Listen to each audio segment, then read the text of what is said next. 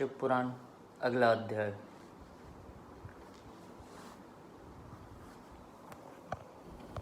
थोड़ा सा लाइट करना पड़ेगा दोस्तों।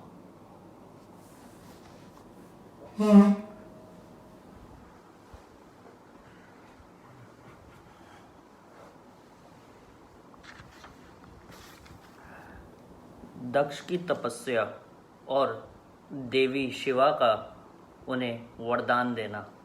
नारद जी ने पूछा, पूज्य पिताजी, दृढ़तापूर्वक उत्तम व्रत का पालन करने वाले दक्ष ने तपस्या करके देवी से कौन सा वर प्राप्त किया तथा देवी किस प्रकार दक्ष की कन्या हुई? ब्रह्मा जी ने कहा, नारद, तुम धन्य हो। इन सभी मुनियों के साथ भक्ति पूर्वक इस प्रसंग को सुनो। मेरी आज्ञा पाकर उत्तम बुद्धि वाले प्रजापति दक्ष ने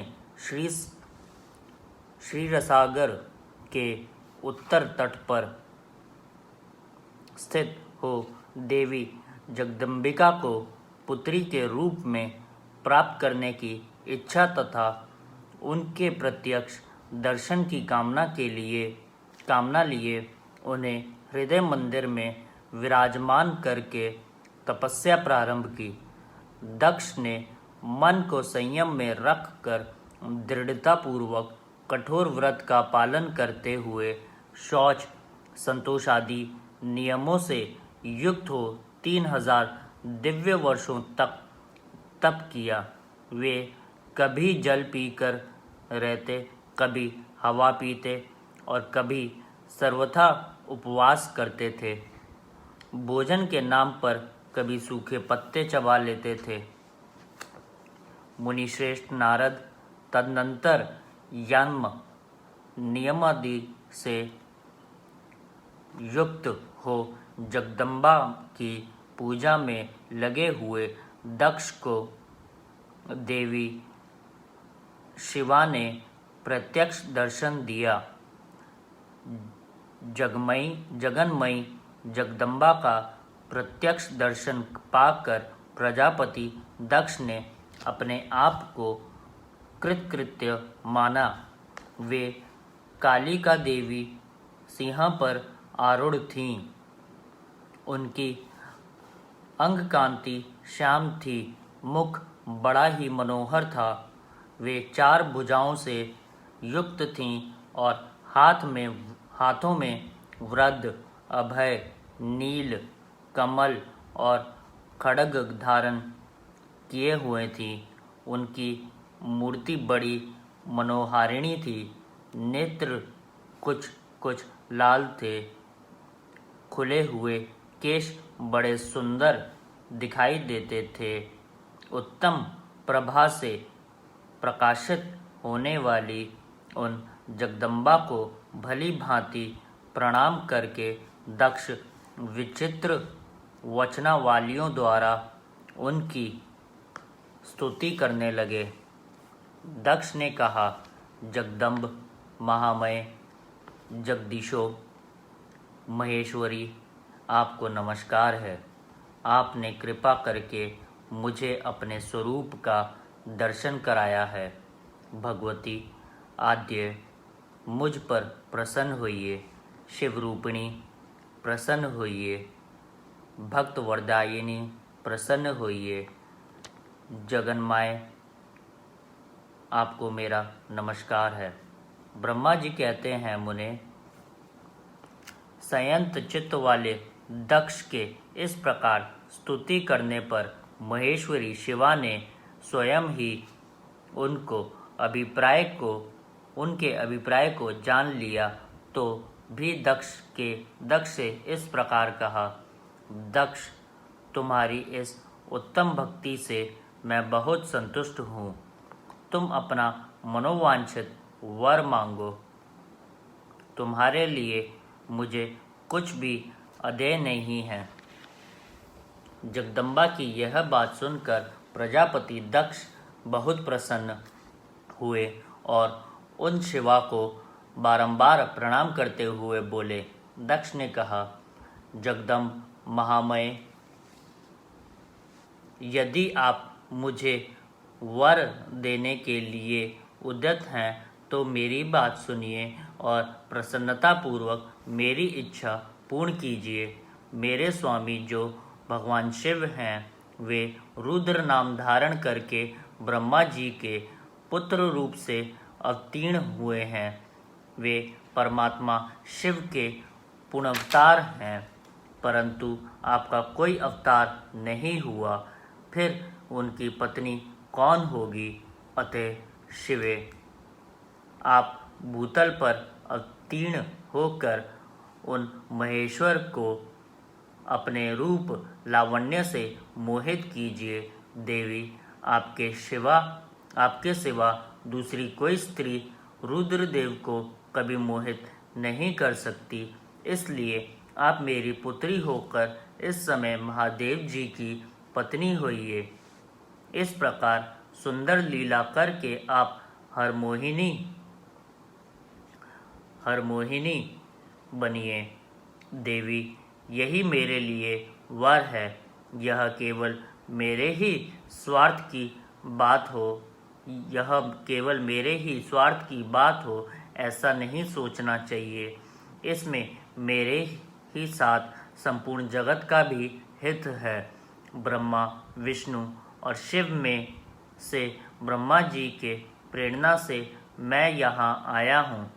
प्रजापति दक्ष का यह वचन सुनकर जगदम्बिका शिवा हंस पड़ी और मन ही मन भगवान शिव का स्मरण करके यूँ बोली। देवी ने कहा, तात प्रजापति दक्ष, मेरी उत्तम बात सुनो। मैं सत्य कहती हूँ, तुम्हारी भक्ति से अत्यंत प्रसन्न हो तुम्हें संपूर्ण मनोवांछित वस्तु देने के लिए उद्यत हूँ। दक्ष, यद्यपि मैं महेश्वरी हूँ, तथापि तुम्हारी भक्ति के अधीन हो तुम्हारी पत्नी के गर्भ से तुम्हारी पुत्री के रूप में अवतीर्ण होंगी, इसमें संशय नहीं है। अनग, मैं अत्यंत दुस्सह तपस्या करके ऐसा प्रयत्न करूंगी जिससे महादेव जी का वर पाकर उनकी पत्नी हो जाऊं। इसके सिवा और किसी उपाय से कार्य सिद्ध नहीं हो सकता, क्योंकि वे भगवान सदाशिव सर्वथा निर्विकार हैं। ब्रह्मा और विष्णु भी सेव्य हैं तथा नित्य परिपूर्ण रूप ही हैं। मैं सदा उनकी दासी और प्रिया हूँ। प्रत्येक जन्म में वे नाना रूपधारी शंभु ही मेरे स्वामी होते हैं। भगवान सदाशिव अपने दिए हुए वर के प्रभाव से ब्रह्मा जी की भ्रुकुटी से रुद्र रूप में अवतीर्ण हुए हैं। मैं भी उनके वर से उनकी आज्ञा के अनुसार यहाँ अवतार लूँगी। तात, अब तुम अपने घर को जाओ। इस कार्य में जो मेरी दूती अथवा सहायिका होगी उसे मैंने जान लिया है। अब शीघ्र ही मैं तुम्हारी पुत्री होकर महादेव जी की पत्नी बनूंगी। दक्ष से यह उत्तम वचन कहकर मन ही मन शिव की आज्ञा प्राप्त करके देवी शिवा ने शिव के चरणारविंदों का चिंतन करते हुए फिर कहा, प्रजापते, परंतु मेरा एक प्रण है, उसे तुम्हें सदा मन में रखना चाहिए। मैं उस प्रण को सुना देती हूँ, तुम उसे सत्य समझो, मिथ्या ना मानो। यदि कभी मेरे प्रति तुम्हारा आदर घट जाएगा, तब उसी समय मैं अपने शरीर को त्याग दूंगी, अपने स्वरूप में लीन हो जाऊंगी अथवा दूसरा शरीर धारण कर लूंगी। मेरा यह कथन सत्य है। प्रजापते, प्रत्येक सर्ग या कल्प के लिए तुम्हें यह वर दे दिया गया मैं तुम्हारी पुत्री होकर भगवान शिव की पत्नी होंगी। मुख्य प्रजापति दक्ष से यह कहकर महेश्वरी शिवा उनके देखते देखते वहीं अंतर्ध्यान हो गई। दुर्गा जी के अंतर्ध्यान होने पर दक्ष भी अपने आश्रम को लौट गए और यह सोचकर प्रसन्न रहने लगे कि देवी शिवा उनकी पुत्री होने वाली हैं। ब्रह्मा जी की आज्ञा से दक्ष द्वारा मैथुनी सृष्टि का आरंभ अपने पुत्र हर्षवों और शबलाशवों को निवृत्ति मार्ग में भेजने के कारण दक्ष का नारद को श्राप देना। अगला अध्याय। ब्रह्मा जी कहते हैं, नारद प्रजापति दक्ष अपने आश्रम पर जाकर मेरी आज्ञा पा हर्ष भरे मन से नाना प्रकार की मानसिक सृष्टि करने लगे। उस प्रजा सृष्टि को बढ़ती हुई ना देख प्रजापति दक्ष ने अपने पिता मुझ ब्रह्मा से कहा। दक्ष बोले, ब्राह्मण तात प्रजानाथ, प्रजा बढ़ नहीं रही है। प्रभो, मैंने जितने जीवों की सृष्टि की थी वे सब उतने ही रह गए हैं। प्रजानाथ, मैं क्या करूं? जिस उपाय से ये जीव अपने आप बढ़ने लगे वह मुझे बताइए, तदनुसार मैं प्रजा की सृष्टि करूंगा, इसमें संशय नहीं है। ब्रह्मा जी, मैंने कहा, तात प्रजापते दक्ष, मेरी उत्तम बात सुनो और उसके अनुसार कार्य करो। सुरश्रेष्ठ भगवान शिव तुम्हारा कल्याण करेंगे। प्रजेक्ष प्रजापति पंचजन की जो परम सुंदरी पुत्री असीवनी है उसे तुम पत्नी रूप से ग्रहण करो। स्त्री के साथ मैथुन धर्म का आश्रय ले तुम पुनः इस प्रजा सर्ग को बढ़ाओ। अश्विनी जैसी कामिनी के गर्भ से तुम बहुत सी संतानें उत्पन्न कर सकोगे। तदनंतर मैथुन धर्म से प्रजा की उत्पत्ति करने के उद्देश्य से प्रजापति दक्ष ने मेरी आज्ञा के अनुसार वीरण प्रजापति की पुत्री के साथ विवाह किया। अपनी पत्नी वीणनी के साथ वीरिणी के गर्भ से प्रजापति दक्ष ने 10,000 पुत्र उत्पन्न किए जो हर्षव कहलाए। मुने, वे सब के सब पुत्र समान धर्म का आचरण करने वाले हुए। पिता की भक्ति में तत्पर रहकर वे सदा वैदिक मार्ग पर ही चलते थे। एक समय पिता ने उन्हें प्रजा की सृष्टि करने का आदेश दिया। तात तब वे सभी दाक्षायण नामधारी पुत्र सृष्टि के उद्देश्य से तपस्या करने के लिए पश्चिम दिशा की ओर गए। वहाँ नारायण सर नामक परम पावन तीर्थ है, जहाँ दिव्य सिंधु नद और समुद्र का संगम हुआ है। उस तीर्थ जल का ही निकट से स्पर्श करते उनका अंतःकरण शुद्ध एवं ज्ञान से संपन्न हो गया। उनकी आंतरिक मल राशि धुल गई और वे परमहंस धर्म में स्थित हो गए। दक्ष के वे सभी पुत्र पिता के आदेश में बंधे हुए थे। अतः मन को सुस्थिर करके प्रजा की वृद्धि के लिए वहाँ तप करने लगे। वे सब सत्पुरुषों में श्रेष्ठ थे। नारद, जब तुम्हें पता लगा कि हर्यशव गण सृष्टि के लिए तपस्या कर रहे हैं, तब भगवान लक्ष्मीपति के हार्दिक अभिप्राय को जानकर तुम स्वयं उनके पास गए और आदरपूर्वक यूँ बोला, दक्ष पुत्र हर्षवगण, तुम लोग पृथ्वी का अंत देखे बिना सृष्टि रचना करने के लिए कैसे उद्यत हो गए। ब्रह्मा जी कहते हैं, नारद, हर्षव आलस से दूर रहने वाले थे और जन्म काल से ही बड़े बुद्धिमान थे। वे सब के सब तुम्हारा उपयुक्त कथन सुनकर स्वयं उस पर विचार करने लगे।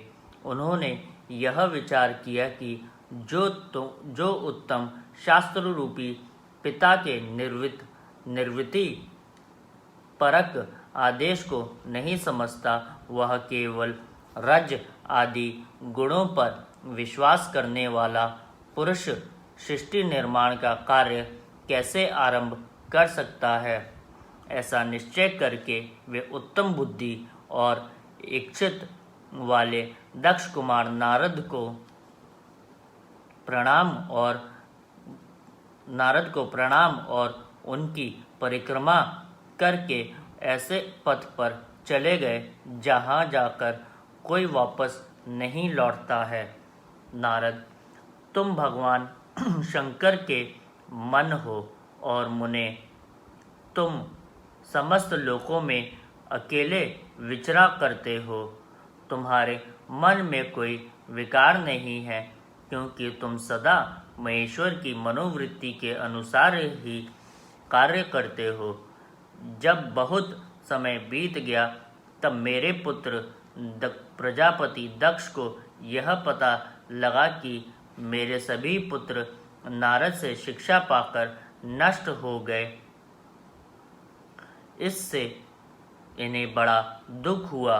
वे बार बार कहने लगे, उत्तम संतानों का पिता होना शोक का ही स्थान है। क्योंकि श्रेष्ठ पुत्रों के बिछुड़ जाने से पिता को बड़ा कष्ट होता है।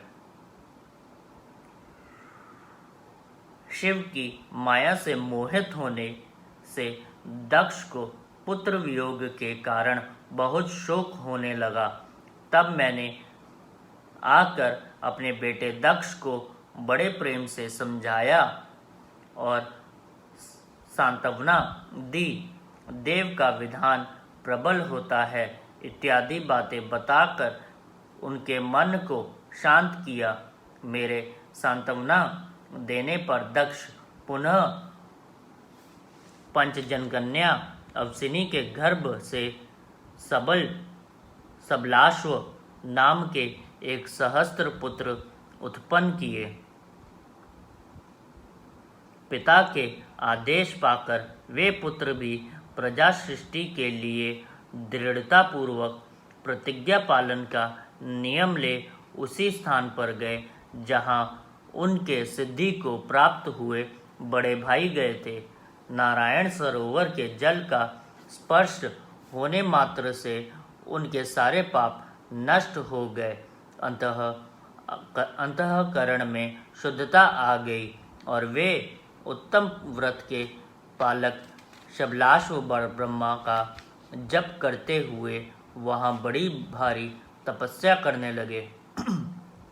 उन्हें प्रजा सृष्टि के लिए उद्यत जान तुम पुनः पहले की ही भांति ईश्वरीय गति का स्मरण करते हुए उनके पास गए और वही बात कहने लगे जो उनके भाइयों से पहले कह चुके थे।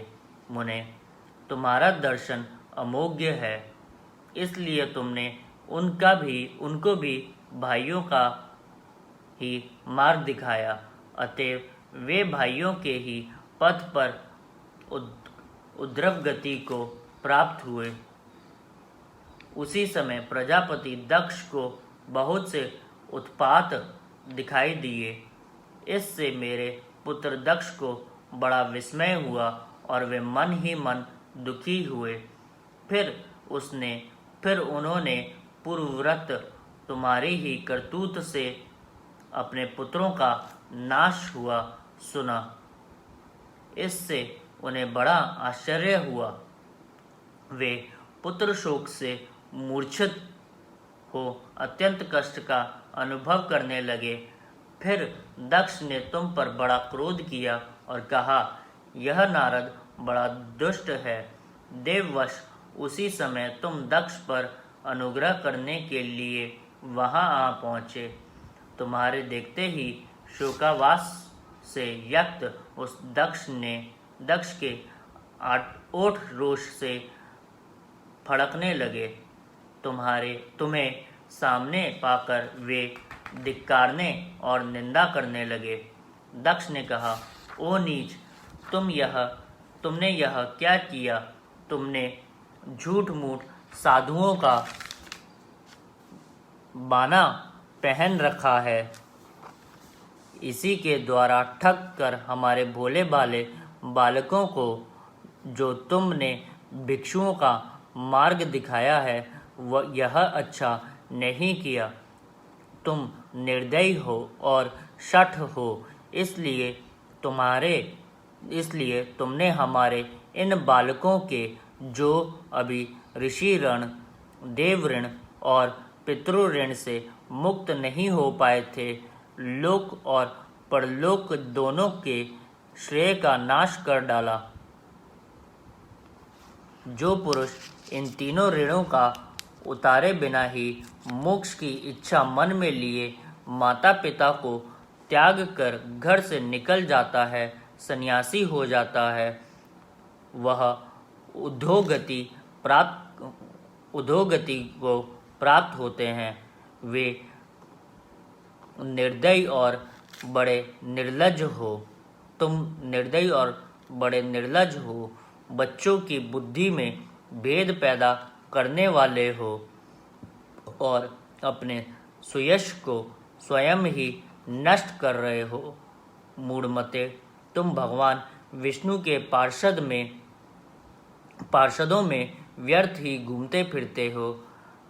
अधमाधम, तुमने बारंबार मेरा अमंगल किया है, अतः आज से तीनों लोकों में विचरते हुए तुम्हारा पैर कहीं स्थिर नहीं रहेगा अथवा कहीं भी तुम्हें ठहरने के लिए सुस्थिर ठोर ठिकाना नहीं मिलेगा। नारद, यद्यपि तुम साधु पुरुषों द्वारा सम्मानित हो, तथापि उस समय दक्ष ने शोकवश तुम्हें वैसा शाप दे दिया। वे ईश्वर की इच्छा को नहीं समझ सके। शिव की माया ने उन्हें अत्यंत मोहित कर दिया था। मुने, तुमने उस शाप को चुपचाप ग्रहण कर लिया और अपने चित्त में विकार नहीं आने दिया। यही ब्रह्मा भाव है। ईश्वर कोटि के महात्मा पुरुष स्वयं शाप को मिटा देने में समर्थ होने पर भी उसे सह लेते हैं।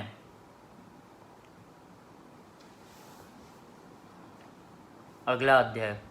दक्ष की 60 कन्याओं का विवाह। दक्ष और वीरणी के यहाँ देवी शिवा का अवतार दक्ष द्वारा उनकी स्तुति तथा सती के सद्गुणों एवं चेष्टाओं से माता पिता की प्रसन्नता। ब्रह्मा जी कहते हैं, देवर्षि, इस समय दक्ष के इस बर्ताव को जानकर मैं भी वहां आ पहुंचा और पूर्वव्रत उन्हें शांत करने के लिए सांत्वना देने लगा।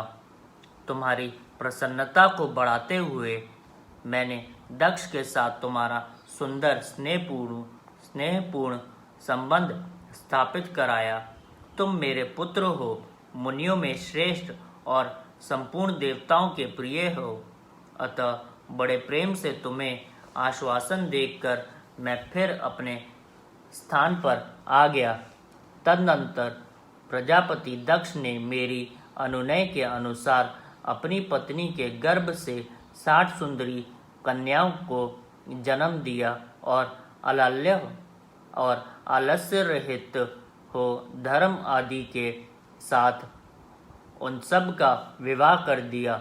मुनीश्वर, मैं उसी प्रसंग को बड़े प्रेम से कह रहा हूँ, तुम सुनो।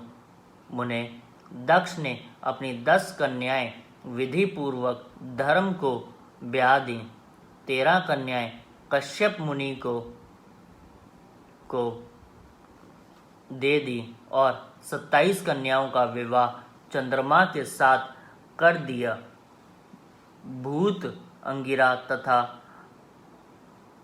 कृशाशव को उन्होंने 2-2 कन्याएं दी और शेष 4 कन्याओं का विवाह ताक्ष के साथ कर दिया। इन सब संतान परंपराओं से तीनों लोग भरे पड़े हैं, अतः विस्तार भय से उनका वर्णन नहीं किया जाता। कुछ लोग शिवा या सती दक्ष की ज्येष्ठ पुत्री को दक्ष की ज्येष्ठ पुत्री बताते हैं। तुम लोग उन्हें मझली पुत्री कहते हो तथा कुछ अन्य लोग सबसे छोटी पुत्री मानते हैं। कल्प भेद से ये तीनों मत ठीक हैं। पुत्र और पुत्रियों की उत्पत्ति के पश्चात पत्नी सहित प्रजापति दक्ष ने बड़े प्रेम से मन ही मन जगदम्बिका का ध्यान किया, साथ ही गदगद वाणी से प्रेम पूर्वक उनकी स्तुति भी की। बारंबार अंजलि बांध नमस्कार करके विनीत भाव से देवी को मस्तक झुकाते थे। इससे देवी शिवा संतुष्ट हुई और उन्होंने अपने प्राण की पूर्ति के लिए मन ही मन यह विचार किया कि अब मैं विरिणी के गर्भ से अवतार लूं। ऐसा विचार कर वे जगदम्बा दक्ष के हृदय में निवास करने लगीं। मुनिश्रेष्ठ, उस समय दक्ष की बड़ी शोभा होने लगी। फिर उत्तम मुहूर्त देखकर दक्ष ने अपनी पत्नी में प्रसन्नता पूर्वक गर्भाधान किया। तब दयालु शिवा दक्ष पत्नी के चित्त में निवास करने लगी। उनमें गर्भ धारण के सभी चिन्ह प्रकट हो गए। उस अवस्था में विरिणी की शोभा बढ़ गई और उसके चित्त में अधिक हर्ष आ गया। भगवती शिवा के निवास के प्रभाव से विरिणी महामंगल रूपिणी हो गई। दक्ष ने अपने कुल संप्रदाय, वेद ज्ञान और हृदय उत्साह के अनुसार प्रसन्नता पूर्वक पुंसवन आदि संस्कार संबंधी श्रेष्ठ क्रियाएं संपन्न की। उन क्रमों के अनुष्ठान के समय महान उत्सव हुआ। प्रजापति ने ब्राह्मणों को उनकी इच्छा के अनुसार धन दिया। उस अवसर पर विरिणी के गर्भ में देवी का निवास हुआ जानकर श्री विष्णु आदि सब देवताओं को बड़ी प्रसन्नता हुई। उन सब ने वहां आकर जगदम्बा का स्तवन किया और समस्त लोगों का उपकार करने वाली देवी शिवा को बारंबार प्रणाम किया। वे सब देवता प्रसन्नचित्त हो दक्ष प्रजापति तथा विरिणी की भूरी भूरी प्रशंसा करके अपने अपने स्थान को लौट गए।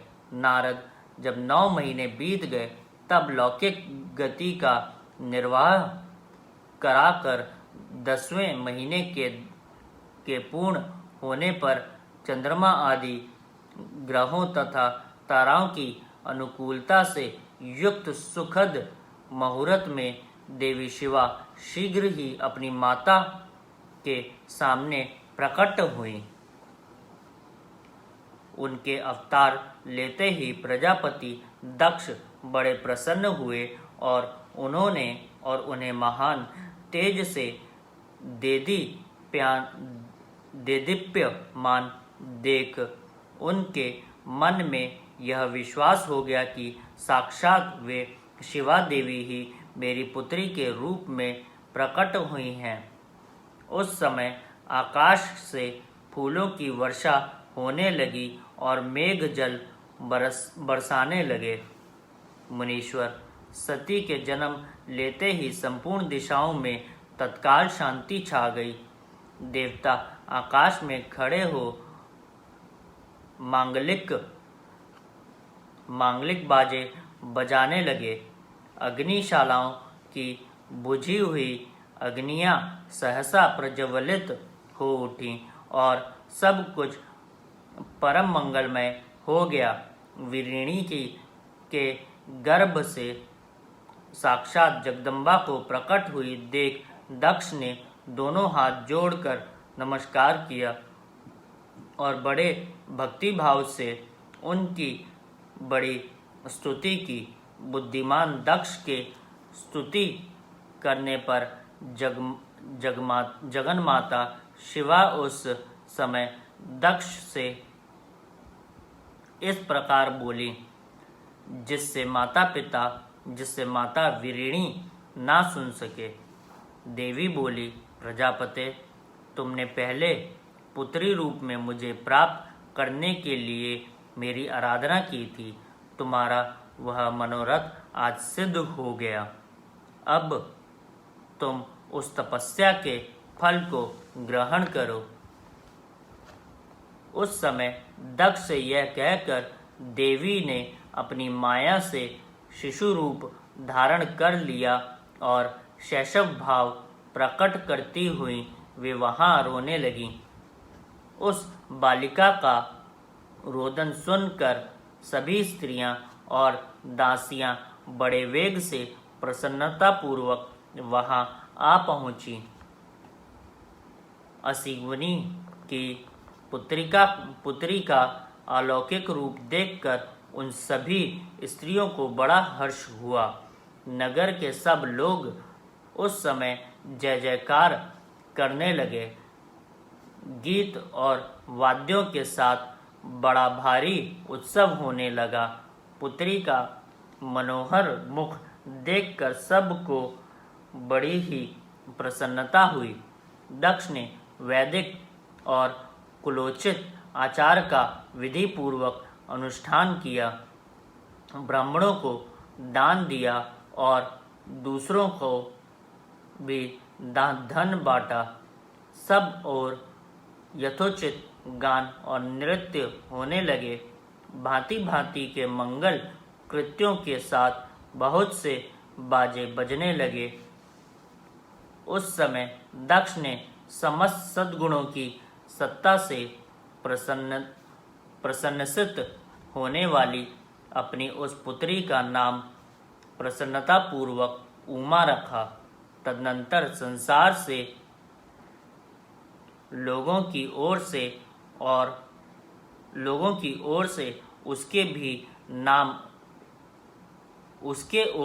उसके और भी नाम प्रचलित किए गए।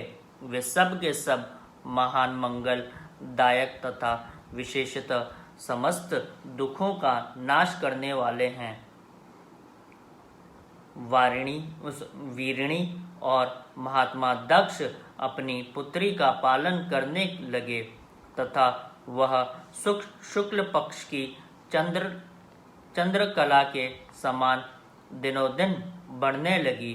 द्विज श्रेष्ठ बाल्यावस्था में भी समस्त उत्तम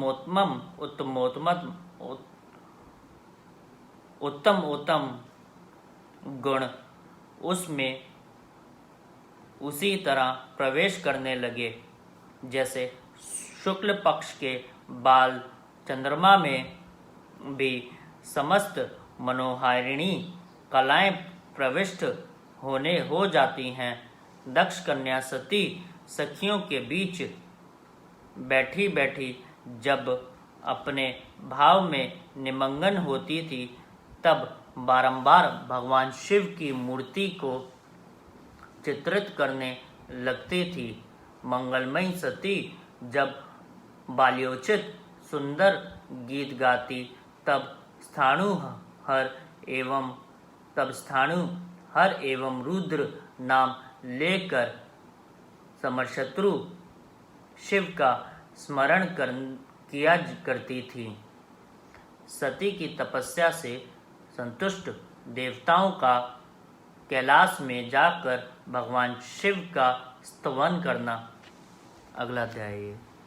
ब्रह्मा जी कहते हैं, नारद, एक दिन मैंने तुम्हारे साथ जाकर पिता के पास खड़ी हुई सती को देखा। वह तीनों लोकों की सारभूता सुंदरी थी। उसके पिता ने मुझे नमस्कार करके तुम्हारा भी सत्कार किया। यह देख लोक लीला का अनुसरण करने वाली सती ने भक्ति और प्रसन्नता के साथ मुझको और तुमको भी प्रणाम किया। नारद, तदनंतर सती की ओर देखते हुए हम और तुम दक्ष के दिए हुए शुभ आसन पर बैठ गए।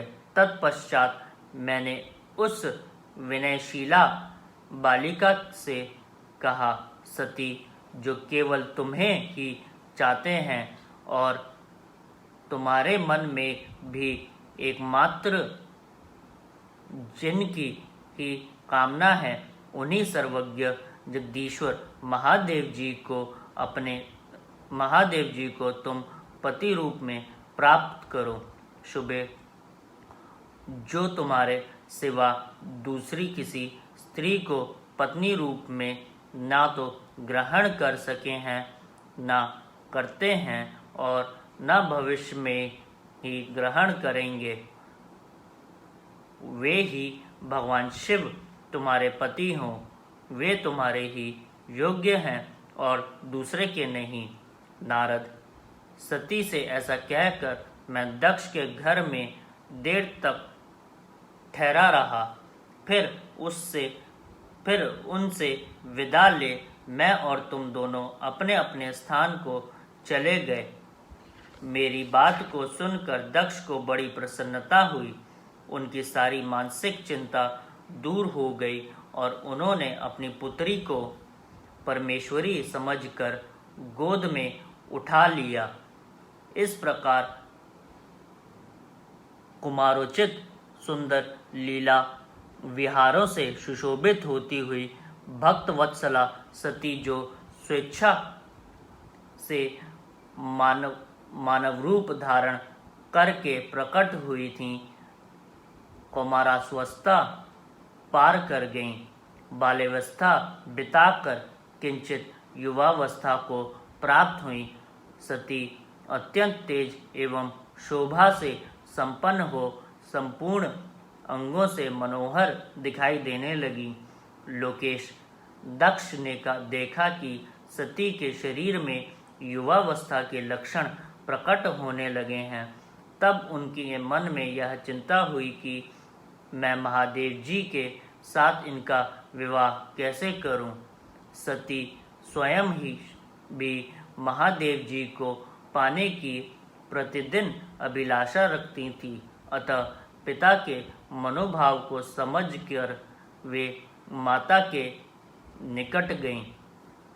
विशाल बुद्धि वाली सती रूपिणी परमेश्वरी शिवा ने अपनी माता वीरिणी से भगवान शंकर की प्रसन्नता के निमित्त तपस्या करने के लिए आज्ञा मांगी। माता की आज्ञा मिल गई। अतः दृढ़ता पूर्वक व्रत का पालन करने वाली सती ने महेश्वर को पति रूप में प्राप्त करने के लिए अपने घर पर ही उनकी आराधना आरंभ की।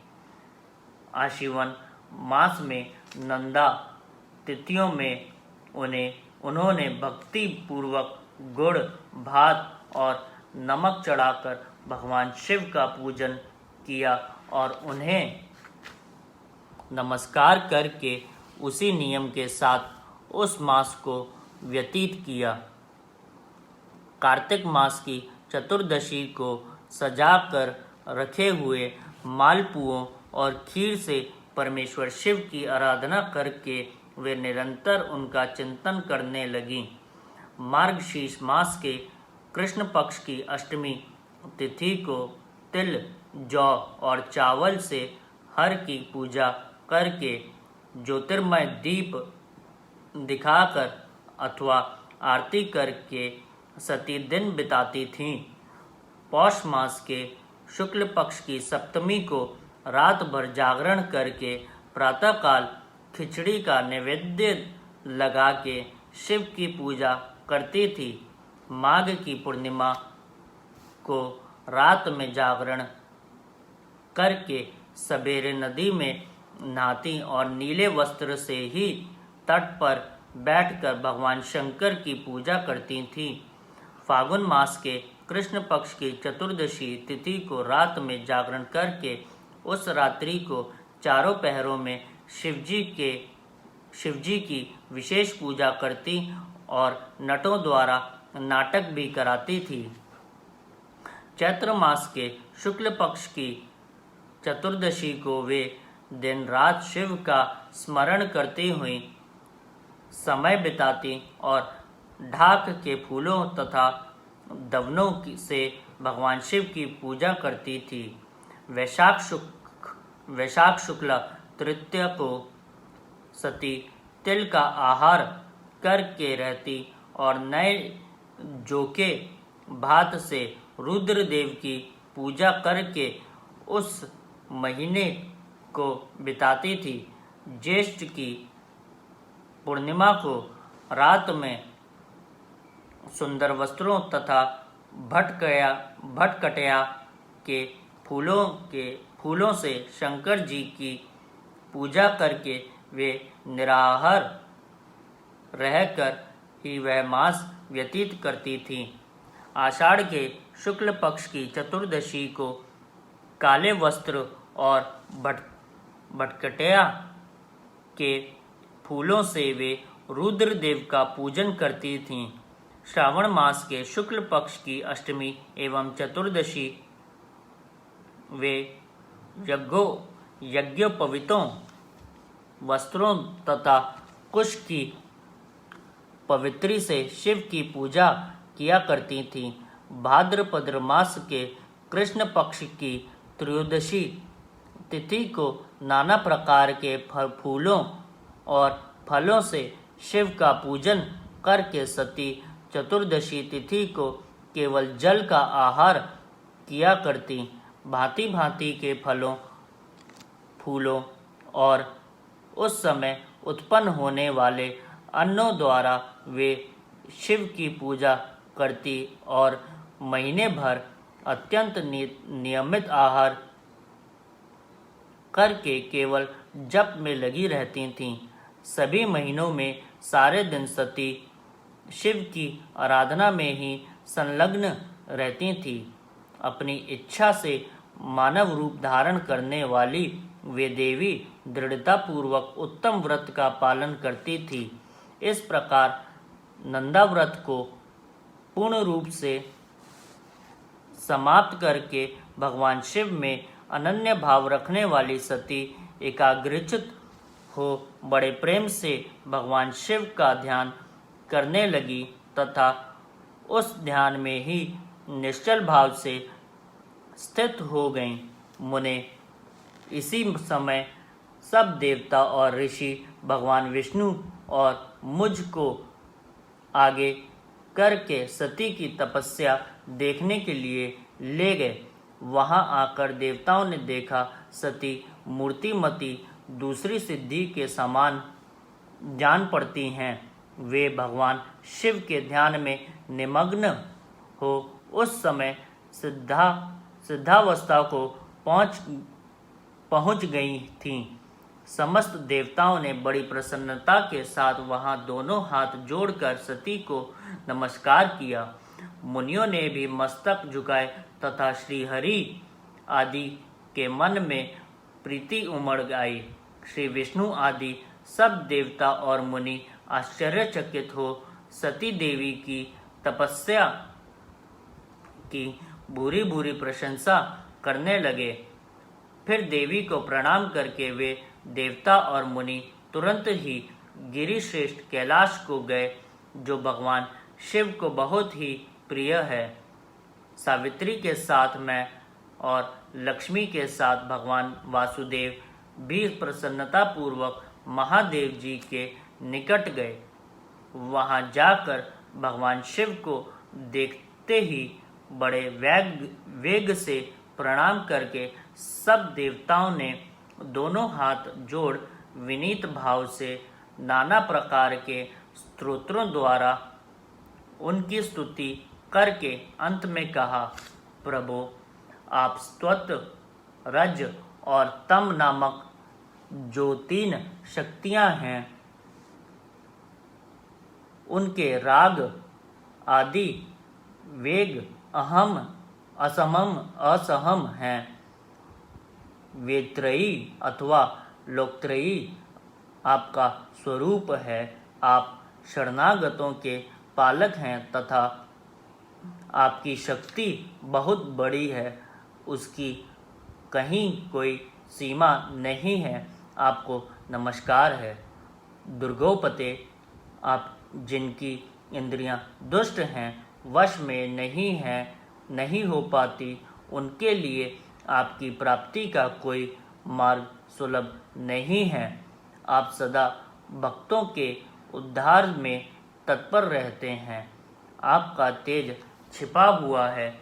आपको नमस्कार है। आपकी माया शक्ति रूपा जो अहम बुद्धि है, उससे आत्मा का स्वरूप ढक गया है। एतव यह मूढ़ बुद्धि जीव अपने स्वरूप को नहीं जान पाता। आपकी महिमा का पार पाना अत्यंत कठिन ही नहीं, सर्वथा असंभव है। हम आप महाप्रभु को मस्तक झुकाते हैं। ब्रह्मा जी कहते हैं, नारद इस प्रकार महादेव जी की स्तुति करके श्री विष्णु आदि सब देवता उत्तम भक्ति से मस्तक झुकाए प्रभु शिव जी के आगे चुपचाप खड़े हो गए। अगला अध्याय थोड़ी देर में।